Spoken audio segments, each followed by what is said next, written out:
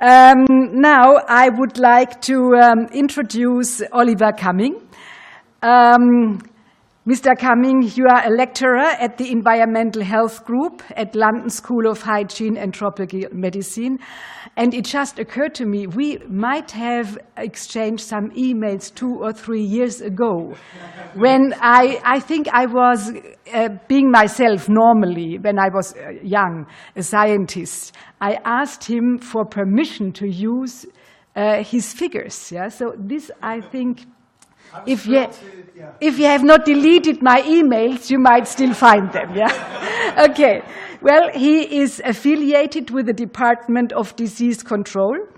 His main research areas include child health, environmental health, gender, WASH, diarrheal diseases, and malnutrition. I think you are the best person to introduce us into the content of the topic. Please, the floor is yours. The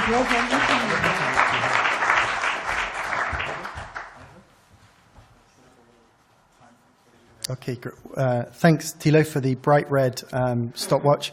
I think I have 20 minutes, and I've got a fairly, in some ways, a difficult job because there's a lot of ground to cover in terms of the evidence, but in some ways, an easy job because I think I've got the easy job. I start off, I'm going to provide you with a summary of the evidence, key information, and my conclusions as to what that means in terms of policy and practice response.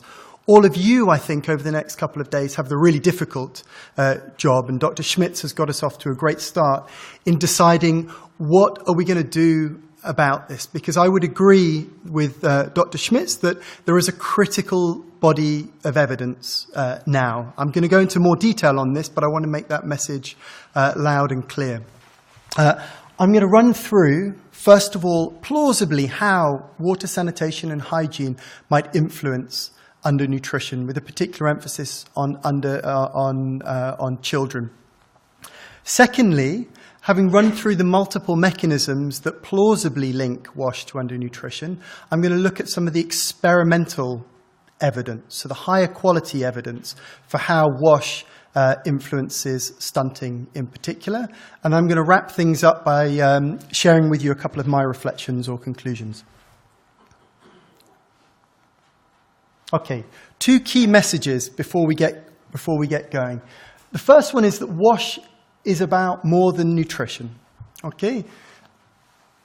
Most of you, or at least judging from the people who stood up, about 60% of you will be familiar with this, but I'm going to repeat it anyway. There are a number of other health benefits relating to improvements in water sanitation and hygiene.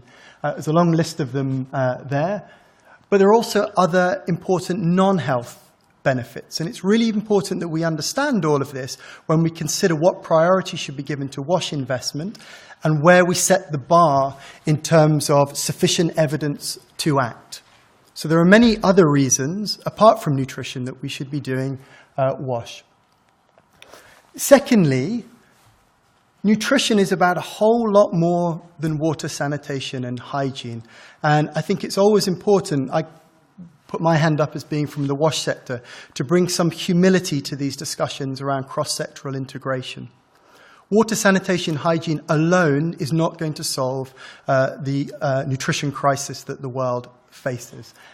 This is a diagram that's been taken from the recent Lancet series, which shows, don't worry, you can't make it out, that's not the point. The point is, all of these boxes span the multiple determinants and interventions which together will lead to improvements in maternal and child nutrition. However, what we're going to talk about today is that WASH is potentially one very important part of that jigsaw. Okay, I'm not going to dwell too long on this because we've already had a few, some of this has already been mentioned, but for the WASH sector particularly, why is it that we should be concerned about nutrition? Why is it so important? Well, in the short term, it leads to an increased risk of mortality, infant and child mortality. It increases the susceptibility to infections and disease, particularly diarrheal disease that we think about more traditionally in the WASH sector. And in the longer term, it affects educational achievement, work capacity, and economic productivity. This is a really, really important problem. the charts that you can see, the one at the top is data from India. And if you look at the red line, that depicts over the course of the first 5 years of life, the proportion of children at a given age who are stunted. So you can see in India, if you look at the red line, at birth, almost a fifth of children are considered to be stunted. But by the time they reach 24 months of age, 2 years, almost half of all children are stunted. So this is a problem. This is a huge, huge problem. The map at the bottom shows I think, approximately 30 countries where 90% of the global stunting burden exists. And these countries will be very familiar to the WASH sector because these are, of course, many of the countries which have a significant distance to go to achieve universal access to water, sanitation, and hygiene. Okay. I thought I'd start with trying to link at a very broad conceptual level WASH and the nutrition sector, and I thought about this in terms of the food and nutrition security framework, just because I recently wrote a chapter on this with colleagues at the London schools. So these 4 pillars of food availability, food access, food stability or resilience, and food utilization. And I think in terms of common sense, we can link to each of those with WASH. So for food availability, water and indeed excreta are a valuable resource for agriculture. In terms of food access, the cost of services, the cost of water, and indeed in urban settings, sanitation services might divert scarce household income from food budgets. And there's lots of literature, particularly historical literature going back as much as a century, showing this. In terms of food stability or resilience, the economic shock presented by ill health or the death of a household member related to WASH-related diseases.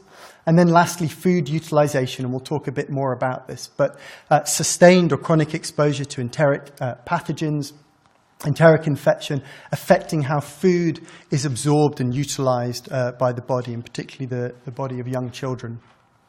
Okay, now, we've got 3 slides with lots of boxes and lots of arrows. And the reason I'm doing this is to try and convey a very simple point. There are multiple ways in which WASH may influence water, sanitation, and hygiene. And these are not limited to biological or infectious disease relationships. There are other social, environmental, and economic mechanisms which tie poor water, sanitation, and hygiene to adverse growth outcomes in children. So just very quickly to illustrate this point, I'm going to walk you through these slides. So at the top, we have water, sanitation, hygiene, and we traditionally think about so it's very difficult to see the colours. At the top, we have water, sanitation, and hygiene, which we know that the absence of these very important... The absence of safe WASH leads to exposure to enteric infections, which leads to enteric infection and disease. Many of these infections or diseases are associated with adverse growth and development outcomes.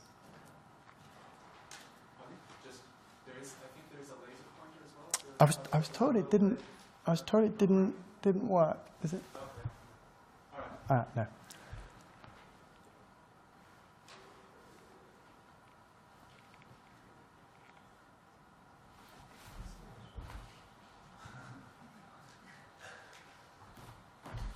Okay. As well as enteric infections, water, whether that be the poor management of water in the environment or, for example, hand washing, are linked to other types of infections, not just enteric infections. So think about poor hygiene and acute respiratory infections, thinking about water in the environment and malaria. These lead to other infections, which in turn are associated with adverse growth and development outcomes. And then lastly, this really complicated bit, and I'm just going to pick on two mechanisms here.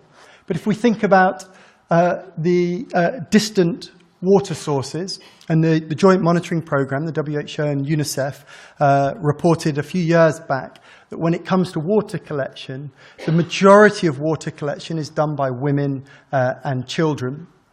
This burden falls disproportionately on their shoulders.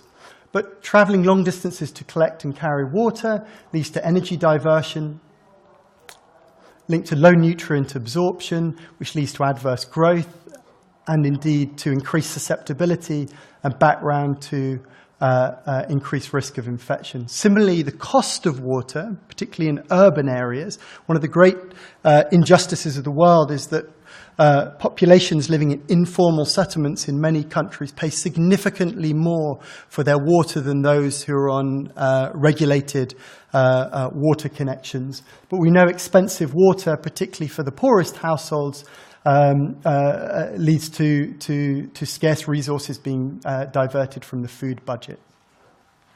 Okay, so this is complex. I'm going to zero in now on some of the biological links where there has been, I think, more research and the evidence is stronger.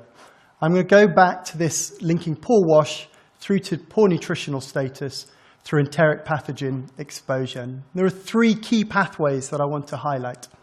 The first is via diarrheal diseases, which we know from a number of studies are associated with poor nutritional status. But we know that this relationship is complicated, it's bidirectional. But in a recent paper, repeated bouts of diarrhea associated with found that the proportion of stunting attributable to 5 or more episodes of diarrhea before 2 years of age was 25%. So 25% of stunting attributable to 5 or more episodes of diarrhea. Second thing I want to flag is helminth infections, parasitic intestinal worm infections, which again we know are associated with poor nutritional status, parasitic worm infections, both in terms of growth but also cognitive development. And then lastly, and we'll talk a little bit more about this, environmental enteric dysfunction, previously known as environmental enteropathy and before that as tropical enteropathy. We know an asymptomatic syndrome, particularly affecting gut structure and gut function, but again associated with poor environmental conditions and with adverse growth outcomes. So just very quickly to run through the evidence, some of the evidence. So on diarrhea and stunting, I think some of the best evidence we've got was a study by Checkley and colleagues, where they found that diarrhea is associated with poor nutritional status. They took data from 9 different countries, a huge data set with daily diarrheal morbidity and longitudinal anthropometric data.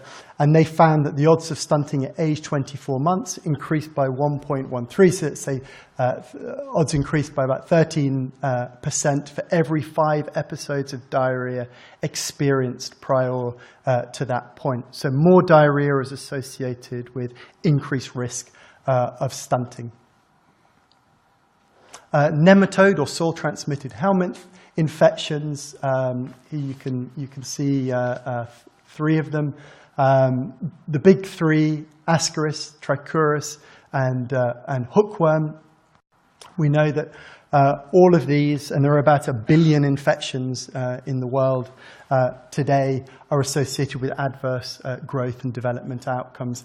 Ascaris, we know, particularly with high-intensity infections, leads to intestinal obstruction, vitamin A malabsorption.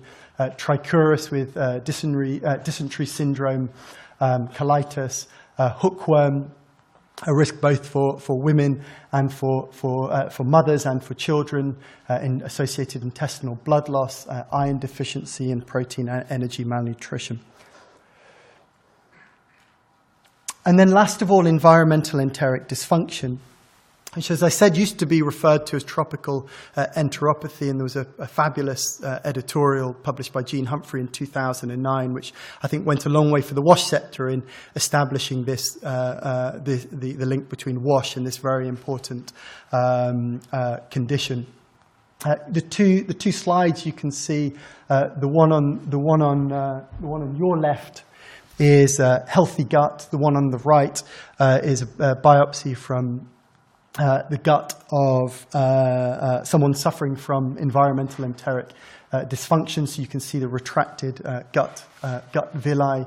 This is a generally asymptomatic condition characterized by chronic inflammation, chronic villus atrophy, as we've seen here, and a weakened barrier function.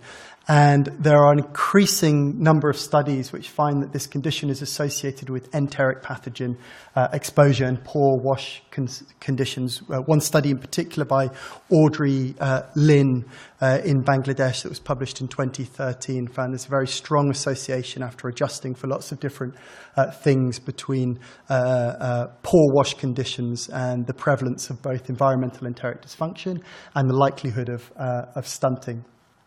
This is a problem I should flag both in terms of growth outcomes, but there are wider sequelae. One thing I'm particularly interested in is the effect that this has on the immune system. And this potentially acts as an inhibitor for developing immunity following vaccination. So potentially wash, the environment mediated by this condition, may play a role in preventing children who are vaccinated from enjoying immunity from other infectious disease. Okay, so that's what I would call plausibility. We've lots of data which shows the association between WASH and undernutrition. I want to talk very quickly about what the literature shows us in terms of the effect of WASH interventions on undernutrition when they're rigorously evaluated. So this is the domain of randomized control trials. There was a review that was led by Alan Dangour at the London School that was published 2 years ago. And a Cochrane review is really considered to be the gold standard in terms of systematic reviews. These are very rigorous literature reviews where we try to identify in an objective and transparent manner all relevant studies. We shortlist them according to a set of inclusion criteria, and then we conduct a meta-analysis where we pool the data from these different studies to estimate an average effect. Okay, don't worry too much about this. I think this is what you'd call a crowded slide. I want to read out the headlines, but if you're interested, I would recommend you have a look at the paper. I've pulled out just the effect of WASH interventions on height for age or length for age, so stunting. What we found was 7 different studies that met the criteria for quality, and when we took them together, and conducted a meta-analysis, we found that these WASH interventions improved height for age C-scores by about 8% among children. So that's children under the age of 5. That's not a huge effect. A subsequent analysis where we looked at whether the effect varied by age of child, we actually found, and this is called an individual participant data analysis, that there was a much larger effect for children under the age of 2, which is, of course, what we would expect. We found there that the effect was 0.25 of a height for age Z-score, which is a fairly large effect. If you put this in population terms, this is approximately, I take this with a pinch of salt, but approximately equivalent to 0.5 of a centimetre at 24 months of age, and a relative reduction in the prevalence of stunting of 15%. And the conclusion was suggestive evidence of a small benefit, not quite the dynamite I imagine some of you might be hoping for. However, all these studies were considered to be of relatively low quality, albeit randomized controlled trials. The interventions were really not what I would call the bread and butter of the WASH sector. 6 of the 7 were point-of-use household water treatment interventions. Only 1 was a hygiene promotion intervention. There wasn't a single sanitation or water supply intervention included within these interventions that we considered. So if we fast forward to 2015, well, there haven't been any studies on water supply, but there have been 5 trials published on the effect of sanitation on undernutrition. And the results are mixed, I would say. We have 3 studies that found no effect on undernutrition. And we have 2 studies which found, I think it's fair to say, fairly large effects between 0.2 and 0.4 of a height for age Z-score. Interestingly, the studies with no effect had very low uptake and compliance, which shouldn't come as a surprise. It's a fairly straightforward point that many of these trials suffered because there There were issues with the construction of facilities, but more importantly, in whether or not the facilities were actually used. These are, persistent, enduring challenges that will be familiar to certainly the people on the wash sector side. My interpretation of this is it's not clear at this point whether traditional wash interventions are sufficient to optimize nutrition impacts. And for me, this is the nub of the point for what the wash sector needs to be doing. So I've got one slide on this. What do we need to do? Where do we need to focus efforts? Who do we need to target? And when do we need to target them? Right. I've called this a window of opportunity. This is from Kisumu, Kenya. This young child sort of growing up in an informal settlement called Bunga in Kisumu. We were sitting in this house looking out of the door, conducting a household survey. As we were sitting there, this kid was sort of, guddling around as well, at least as my children tend to do. He was chewing something, a sort of cloth, which was going into the soil and going back into his mouth. And I thought to myself, is a tube well, is a latrine really going to do very much about this child's exposure to enteric pathogens at this really critical point between 0 months and 24 months. And I should flag very quickly some references down here. I'm not the only person that this has occurred to, and I think particularly Jean Humphrey's work in Zimbabwe Jean and her colleagues there, Francis and Gure, have come to very similar conclusions. So my sort of thought for all of you is that the process of stunting in the burden of diarrheal disease is concentrated in this first 2 years of life. And very few wash interventions are really designed specifically at infants in that early point in their lives. So I think maybe one thing to think about is infant wash. People talk about baby wash, people talk about early child wash, but designing and delivering wash interventions to prevent exposure specifically in this age group. And this might include things which are often sort of aren't prioritized within traditional wash programs: the safe disposal of child feces, infant food hygiene in particular, particularly around the weaning period when kids come off the breast and they're sort of exposed to all of these enteric pathogens in the environment, and hygienic play areas, which is something, again, that the SHINE trial has been looking at. The second thing that I'd flag is that the wash sector should probably be thinking about undernutrition as a compass for targeting interventions. These are a highly vulnerable population. There's a contribution for wash to make to undernutrition, but these are also the same kids who are most susceptible to diarrheal disease morbidity and mortality. So perhaps mainstreaming undernutrition as a targeting priority. The last thing I'd flag is that the wash sector, perhaps, particularly if we're to do this infant wash, baby wash stuff, needs to listen and learn from the nutrition sector. Certainly on the research side, there is a huge literature about engaging mother and child couples around these often very difficult behaviors. So my conclusions: there is sufficient evidence to act, but we should always learn at the same time. So I'm certainly not saying that there is no more space for research. WASH certainly plausibly affects growth in multiple different ways, although the magnitude of the effect is less clear, and I don't think it would be constant across settings. There are persistent and enduring challenges within the WASH sector that the WASH sector needs to deal with, particularly around uptake and compliance. But there are efforts needed within both sectors to forge effective policy and practice responses. And just the last historical note, because we're in Germany. There was a public health engineer, Dr. Reinke, I hope I'm pronouncing that correctly, Dr. Reinke, who worked in Hamburg in the 1880s and 1890s. That photo up there is of a cholera hospital following a cholera epidemic in 1892 in Hamburg. Dr. Reinke reported that the declines in overall and infant mortality, which followed significant improvements in WASH, in water supplies, in Hamburg, Germany, were far greater than the burden attributable to enteric infections alone.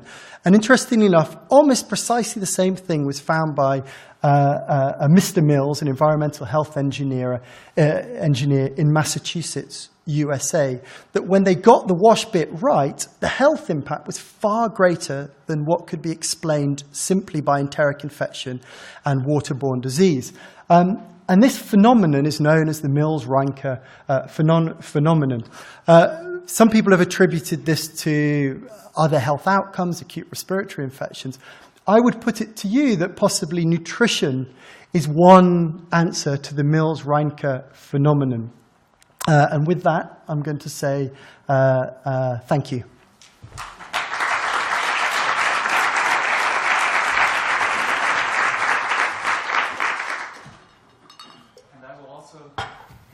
And I will also say thank you. No, please stay there.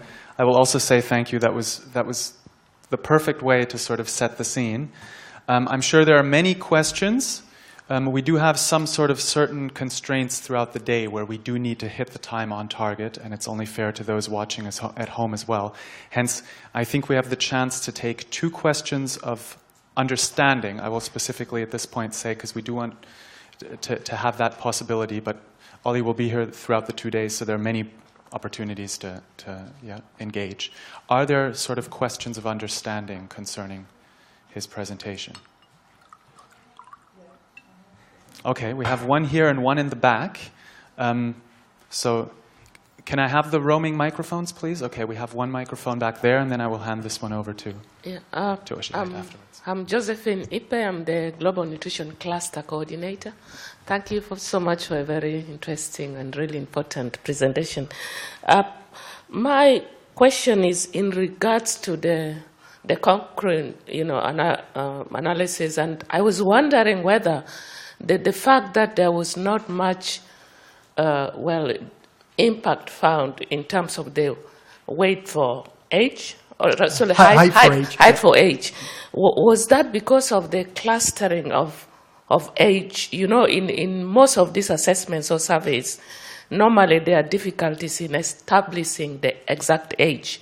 And I've seen that in many surveys. And because of that, unless you're able to do a good analysis, seasonal calendar, so that mothers can remember, you normally find, the ages are clustering. So could that be an explanation to that?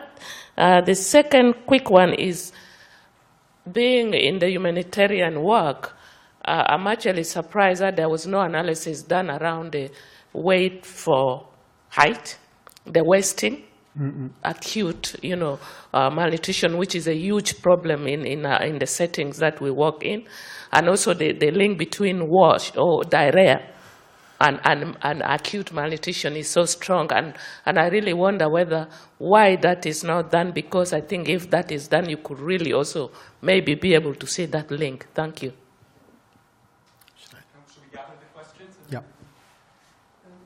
Just a short question. You said that the term environmental enteropathy is now changed into environmental enteric dysfunction.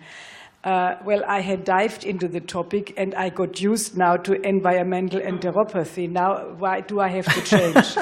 Because in our board's publications we have used environmental enteropathy. So is this now wrong?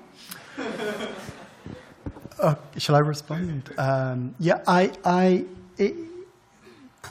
These were fairly good studies. I'm not so sure that sort of misclassification in terms of the age of children within the studies, is the cause of this. Is why we see a smaller effect than we would perhaps have expected.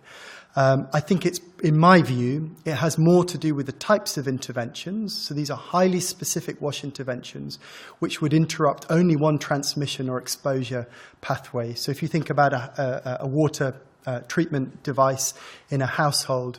That's not going to prevent infant exposure to contaminated food. It won't prevent exposure to contaminated soil, as we saw in the photograph. So my hunch is that it's more to do with that.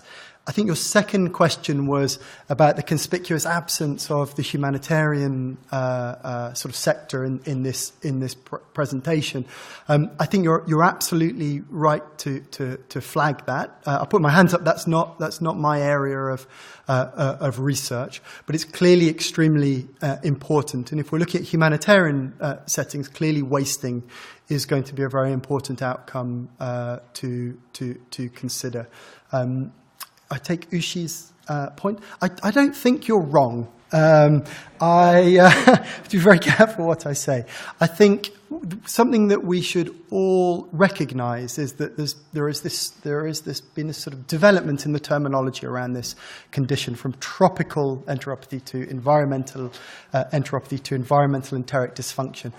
That development in the terminology reflects an increasing understanding of both the condition itself and what's driving it. I think the important thing for the WASH sector to take note of is that environmental has been added into that, and that is really reflects a consensus that this really terrible condition, which may be, almost ubiquitous in many high burden, low income settings, is driven by the environment, which of course, a large part of which is mediated by water, sanitation, hygiene. Thank you very, very much. Big round of applause for Oliver Cumming, please. And I realize we probably could have spent the whole day discussing with you, asking questions and so on. We're trying to really dive into the topic by hearing a lot of excellent speakers from sort of different parts of the two sectors. And there will be plenty of time to discuss in breaks, in working groups and so on. A few more administrative things that I forgot this morning. The first thing is that for those of you who are Twittering, who are on Facebook, there is a hashtag. It's WashNut2015, and it is also on the back of your lanyard up here. So for anyone that forgets, you have it on you all the time. Yeah, on the back, sort of by your neck.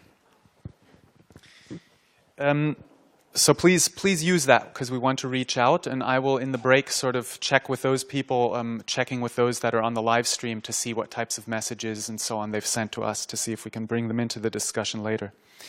The second thing is that in your program, you will see on day 1, further down where we have the workshop sessions, short, unfortunately very small in your printed version, descriptions of what these workshops will look at later.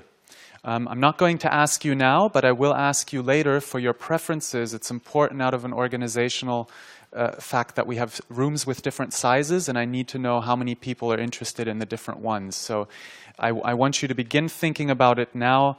I will come back to you on that decision later for a show of hands. And the final thing before we now go to our well-deserved coffee break is, remember what I said, don't come back without meeting at least one new person. So we will break now until 40 past, yeah? And people will be beginning to round you up at about 35 past, because we really, like I said, need to stick to our schedule. So thank you very much for that great morning. Enjoy your coffee.